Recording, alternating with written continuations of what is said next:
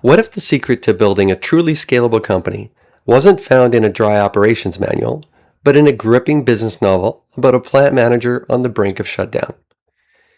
In my last 5-minute growth tip, I laid out the 4 practices your executive team needs to build truly scalable operational processes. Understanding the whole system, diagnosing constraints, mapping and optimizing key processes, and involving employees in the change. Today, I want to point you to a book that goes deeper on this topic. It's called The Goal by Eliyahu M. Goldratt and Jeff Cox.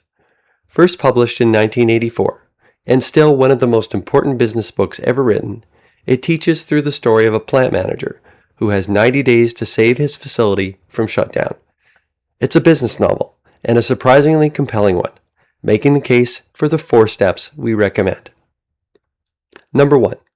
A systems thinking approach. The premise of The Goal is built on the practice we recommend of understanding the whole system. Goldratt introduces 3 core measurements. Throughput, being the rate the system generates money through sales. Inventory, being money tied up in what you intend to sell. And operating expense, which is what you spend to turn inventory into throughput. The goal is to increase throughput while simultaneously reducing the other 2, not one at a time. This combined goal results in both increased revenue and better profitability. Your company is one integrated system, and every executive decision either helps or hurts that goal.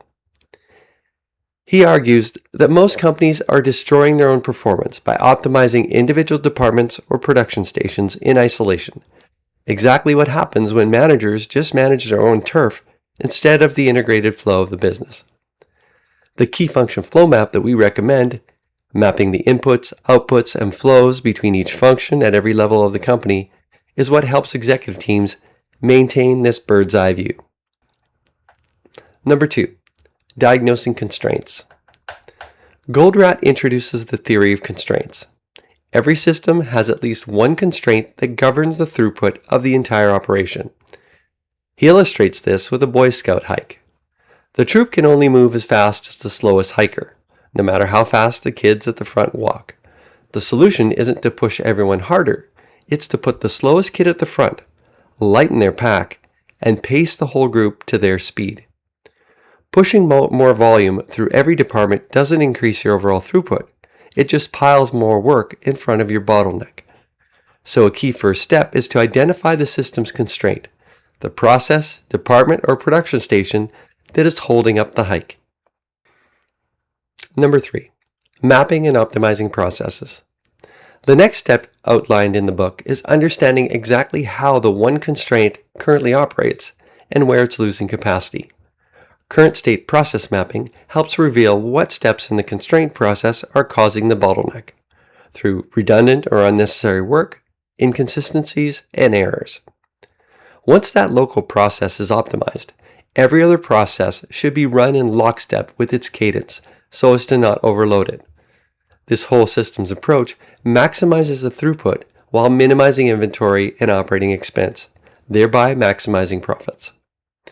Once you've squeezed all that you can out of that constraint and aligned other processes with it, invest in increasing its capacity so it is no longer the constraint, thereby increasing the whole system's throughput potential. Once it is no longer a constraint, another constraint will surface.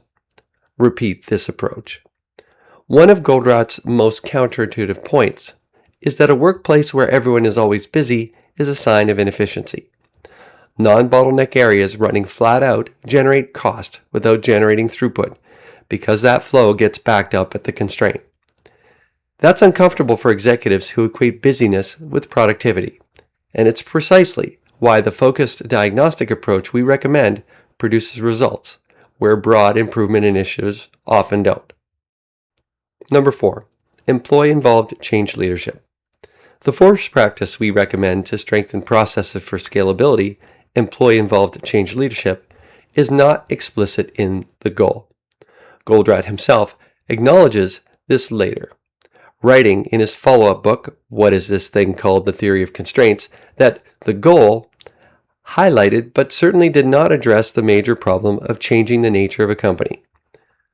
Goldratt, does, however, show operators participating in improvements, and uses the people support what they help to create dynamic implicitly, having the main characters work with their people to find solutions to their problems, thereby securing their commitment to the changes. The goal is a deep dive behind why the systems thinking and constraint diagnostic practices we recommend work. If you want to understand the mechanics at a level no single article can provide, this is the book to read. If you want to bring all 4 of these practices into your executive team, let's talk. Email me or reach out through the Contact Us page on my website. If you're a Prairie CEO who wants to grow a thriving company, team, and life more quickly, more easily, and with less stress and headache, please contact me via email or on my website.